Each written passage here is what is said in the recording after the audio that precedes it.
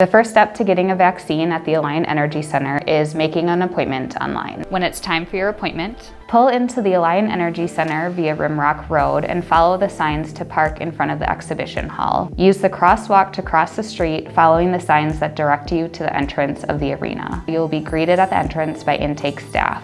They will confirm your appointment, look up your information in the Wisconsin Immunization Registry, and have you complete the necessary screening form. When you have completed the screening form, you will be directed to the socially distanced waiting area, where you will sit and wait until your vaccinator is ready. Once ready, a staff member will walk you from the waiting area to the vaccine booth.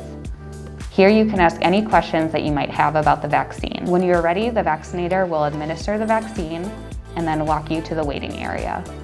We ask that you sit in the monitored waiting area for 15 minutes after your vaccination to ensure that you are feeling well before leaving the building. When you see that 15 minutes have passed, you can then leave the building. And that's it. To make your appointment, head to our website or call the phone number on your screen.